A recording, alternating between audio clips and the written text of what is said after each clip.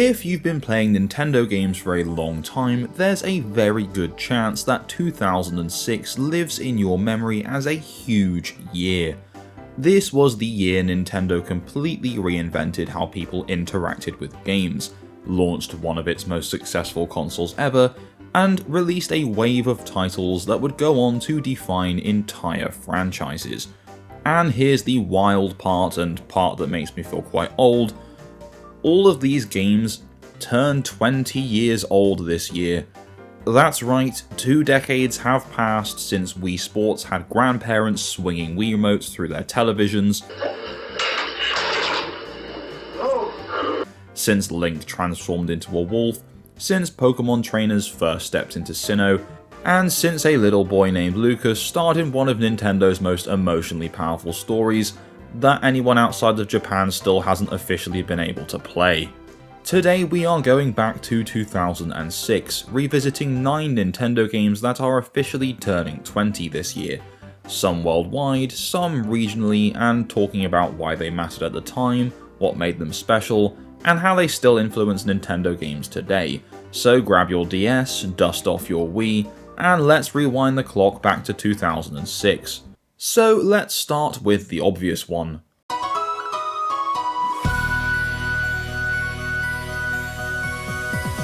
Wii Sports. Released in 2006 alongside the Nintendo Wii, Wii Sports wasn't just a launch title, it was a very bold statement.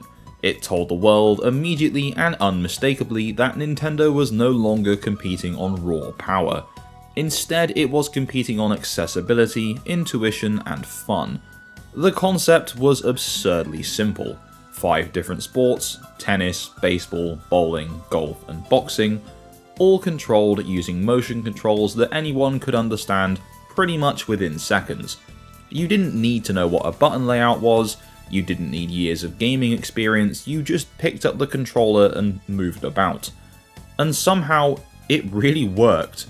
Bowling became a universal language, tennis rallies filled living rooms with laughter, and that slightly terrifying Wii Sports boxing trainer Matt became a shared cultural experience whether you liked it or not. What made Wii Sports truly revolutionary wasn't its depth, it was its approachability. This was the game that brought parents, grandparents, non-gamers, and even people who actively disliked video games into the medium. My mother, at the point when this game came out, had only played 2 games in her lifetime, really, and that was Tetris and Zuma. Zuma slaps, by the way, but even she played this. From a design perspective, Wii Sports was incredibly smart. The Miis gave players immediate personalization, the physics were forgiving but satisfying, and every sport was designed to feel good even if you weren't playing optimally. And let's be real, basically everyone has a Wii Sports memory. Whether it was discovering that your dad was weirdly good at bowling, accidentally throwing the Wiimote across the room, or realizing that motion controls could actually feel natural. Wii Sports wasn't just a game, it was an experience. And even today, me and my girlfriend go back and play this quite regularly alongside Wii Sports Resort.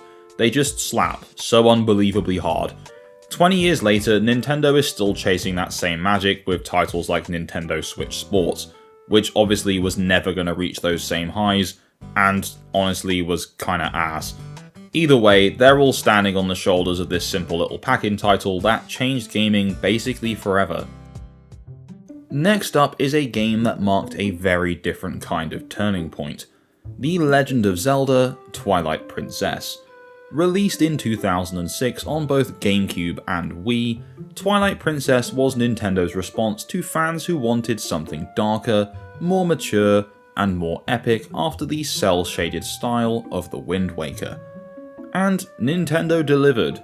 This was a Hyrule drenched in shadow, enemies were more threatening, the story leaned heavily into themes of corruption, loss, and identity. And then there was Midna, arguably one of the best companion characters Nintendo has ever created, one of my personal favourites. Twilight Princess is fascinating because it feels like a bridge between eras. It carries forward the classic Zelda dungeon structure, but layers it with cinematic storytelling, motion controls, and one of the most ambitious overworlds Nintendo had ever built at that time. The wolf transformation mechanic could have been a gimmick, but instead, it added new puzzle design, new combat approaches, and a completely different tone to exploration. And when I was a kid, running around as the wolf was like one of my favourite things ever, because I guess I was just a bit weird. I never actually made it very far into the game as a kid. I didn't finish it till I was an adult because I just spent so much time goofing around. Anyway, the game also introduced horseback combat and archery on a scale never seen before in Zelda, making Hyrule Field feel genuinely vast. And yes, the motion controls were always going to be controversial, sword swings and aiming felt novel, and sometimes imprecise.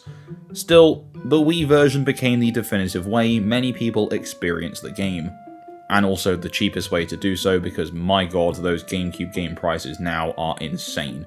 Anyway, 20 years later, I still see questions float about Twilight Princess, such as is it too dark, too long, too traditional, but for me, it represents the peak of classic Zelda. It's a game that didn't just age, it's lingered. So moving on to the handheld side of things, in 2006, Mario did something he hadn't done in a long time. He went 2D again. New Super Mario Bros. Released on the Nintendo DS, and was Nintendo's answer to a question fans had been asking for years. What if we just made a new classic Mario game? The result was a perfect blend of nostalgia and modern design. This wasn't a remake, it wasn't a compilation, it was a brand new side-scrolling Mario adventure with some pretty crisp visuals, smooth physics, and a surprising amount of new ideas. The Mega Mushroom alone, although a bit gimmicky, was an instant icon, turning Mario into a screen-filling force of destruction that bulldozed through levels in seconds. Wall jumps, triple jumps, shell mechanics, it all felt familiar, but refined. The DS's dual screens allowed for creative UI design and clever boss battles that still felt classic. Commercially, New Super Mario Bros. Was massive. It sold tens of millions of copies and directly led to the creation of the entire New Super Mario sub-series that dominated Nintendo platforms for years. And whilst yes, the series did eventually become quite stale and formulaic, it's impossible to deny that this first entry really was lightning in a bottle. 20 years later, and it still plays beautifully, and it reminded everyone why 2D Mario never really went out of style. Now, before we move on to our next game, if you're a fan of retro games, Nintendo, or just video games in general, then why not hit that subscribe button and tap the bell for notifications to stay up to date with my future uploads. And whilst you're at it, if you want to be the first to hear about all my upcoming projects or just come and talk about some pretty damn cool games, then join my Discord server using the link in the description below.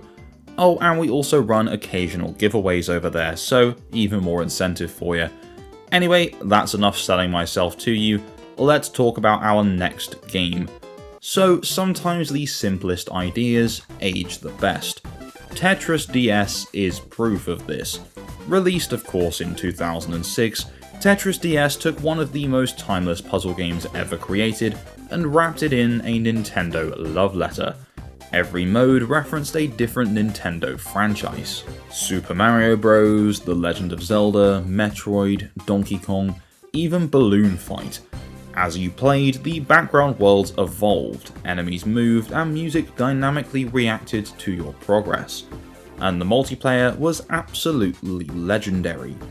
Download play made local multiplayer incredibly easy, and suddenly Tetris became a competitive social experience in a way it hadn't been before. What made Tetris DS special wasn't innovation, it was presentation. It celebrated Nintendo's history while delivering one of the most polished versions of Tetris pretty much ever released. Even today, many fans consider it the definitive Nintendo-published Tetris experience. Although I will admit I spend way too much time on Tetris 99 these days. Now we come to one of the most emotionally significant games Nintendo has ever published, Mother 3. Released in Japan only in 2006 for the Game Boy Advance, Mother 3 is a game sadly defined by absence. Absence from Western markets, absence from official localization, and absence from Nintendo's many modern re-releases. And yet, its impact is still enormous. Mother 3 tells a story of family, loss, change, and the cost of progress. It's a game that isn't afraid to sit with sadness, or let moments breathe without jokes or distractions. Mechanically, it refined the Earthbound formula with rhythm-based combat and a chapter-based narrative structure. Artistically, it used simple sprites to deliver devastating emotional beats. And culturally, Mother 3 became a symbol of fan dedication, translation projects, and the idea that games could tell deeply human stories without needing any realism. 20 years later, fans are still asking Nintendo to officially release it outside of Japan. And honestly, that alone says everything. Will it ever happen? I don't know. Share your thoughts in the comments down below whether you think Mother 3 will ever get released outside of Japan. I really hope so. So moving back onto the Nintendo DS. Metroid Prime Hunters is one of those games that, even 20 years later, feels strangely ahead of its time. When it released on the Nintendo DS, the idea alone sounded pretty much impossible. A first-person shooter on a handheld with online multiplayer using a stylus-based control scheme. And yet, Nintendo kinda just went fuck it and did it anyway. Hunters was originally shown off as a tech demo for the DS, meant to prove that the system could handle real-time 3D environments and first-person gameplay. But instead of stopping there, Nintendo expanded it into a full Metroid title with both single-player and multiplayer components. The single-player campaign focused less on environmental isolation and more on competition. Samus wasn't alone, she was one of several bounty hunters racing to claim an ancient ultimate power. This introduced rival characters like Sylux, Candon, and Weevil, each with their own weapons and more backstories that would quietly influence Metroid lore for years to come. And then there was the multiplayer. This was the real heart of Metroid Prime Hunters. Local and online multiplayer allowed up to 4 players to battle in tight vertical arenas that emphasized movement, map control, and weapon mastery. The game supported multiple modes, deathmatch, capture, so on, and each bounty hunter felt genuinely quite distinct. Stylus aiming was controversial, but for many players it became second nature. Once mastered, it allowed for a level of precision that console shooters of the era couldn't match. Hunters didn't just prove the DS could handle shooters, it proved Nintendo was willing to take creative risks with one of its most atmospheric franchises. And after all this time, Metroid Prime Hunters stands as a fascinating what-if moment. What if Nintendo had pushed Metroid further into competitive multiplayer? And Sylux has now returned in Metroid Prime 4, so its legacy isn't finished just yet. So moving on. Following up the original Yoshi's Island was never going to be easy. That original SNES game is widely considered one of the greatest platformers ever made. Iconic art style, flawless controls, and some of Nintendo's most imaginative level design. So when Yoshi's Island DS launched in 2006, expectations were understandably cautious. Rather than trying to reinvent the wheel, Nintendo chose to just expand the formula. The core mechanics, egg throwing, flutter jumps, exploration heavy levels, they all remained intact, but this time Yoshi wasn't just carrying baby Mario. He was escorting multiple babies, each with their own unique abilities, which is quite a weird sentence to say out loud. Baby Peach allowed Yoshi to float on air currents, Baby Donkey Kong let him climb vines and smash obstacles, and Baby Wario added magnetism and raw power. This system gave the game a puzzle-like structure, encouraging players to revisit areas with different babies and rethink level layouts. Visually, the game stayed mostly true to the crayon-drawn aesthetic that defined the original, even if the art lacked a bit of the SNES version's warmth. What Yoshi's Island DS did exceptionally well was respect its legacy. It didn't overwrite the original, it complemented it, offering a thoughtful continuation that felt mechanically deep and creatively playful. 20 years later, it stands as one of the stronger DS-era platformers and proof that Yoshi could anchor a franchise without Mario in the spotlight. Now, whilst Mario & Luigi Partners in Time may have released in 2005 for Japan and America, here in the UK it did not launch until February 2006, hence its inclusion in this video. So, Mario RPGs are known for humour, charm, and light-hearted storytelling. Partners in Time, however, is not so much light-hearted. This was easily the darkest entry in the Mario & Luigi series, and arguably one of the darkest Mario games overall. The story centres around time travel, alien invasion, and the destruction of the Mushroom Kingdom's past. Entire towns are wiped out, characters are captured, transformed, or erased, and despite the bright visuals, the tone is surprisingly grim. What makes this game fascinating is how it balances that darkness with comedy. Baby Mario and Baby Luigi aren't just gimmicks, they're essential to both the story and the gameplay. Battles now involve 4 characters, requiring careful coordination, timing, and positioning. Enemy attacks target specific brothers, and success depends on your ability to read patterns and react quickly. The Shroobs, the game's main antagonists, are genuinely quite unsettling. Cold, alien, and kind of un-Mario-like. They don't joke, they don't monologue, they just invade. Partners in Time is often overshadowed by Superstar Saga and Bowser's Inside Story, but it deserves recognition for how bold it was. It experimented with tone, structure, and difficulty in ways the series would never fully revisit. And after all this time, it still remains a cult favourite and one of Nintendo's most surprisingly heavy stories. So moving on to our final pair of games for this video, Pokémon Diamond and Pearl. When Diamond and Pearl launched in Japan in 2006, the franchise entered a new phase. This wasn't just another generation, it was a structural shift that quietly modernised Pokémon forever. For the first time, battles were fundamentally rebalanced thanks to the physical special split. Moves were no longer tied to their type, they were judged individually. This single change revolutionised competitive play and team building. Online functionality also became a core feature.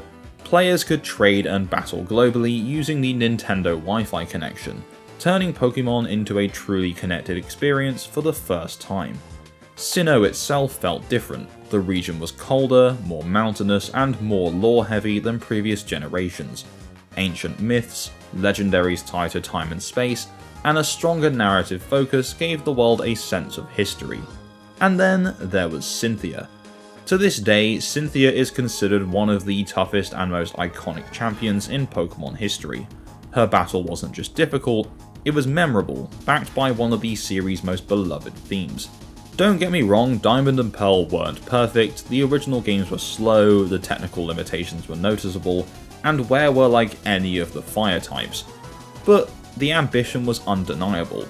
They laid the groundwork for everything Pokémon would become in the next 2 decades. And 2 decades later, Sinnoh still stands tall as one of the franchise's defining regions, and to be honest, my personal favourite. What makes 2006 special isn't just the number of great games, it's the range. In a single year, Nintendo delivered casual games that brought new audiences into gaming, dark, mature adventures for longtime fans, experimental handheld shooters, emotionally devastating RPGs, and foundational entries for franchises still thriving today. Those games don't just represent nostalgia, they represent confidence, a company willing to experiment, take risks, and trust that players would follow. And honestly, we did. And so that takes us to the end of our look at Nintendo games turning 20 years old. What do you guys think of these games? Which one's your favourite? Share all your thoughts in the comments down below. I know there are games that I have missed off, so if you want a part 2, let me know as well. If you enjoyed this video, please don't forget to leave a like, and if you haven't done so already, subscribe and tap the bell for notifications to stay up to date with my future uploads. A massive shout out to my Patreon subscribers, and all I really have left to say is thanks, and bye bye.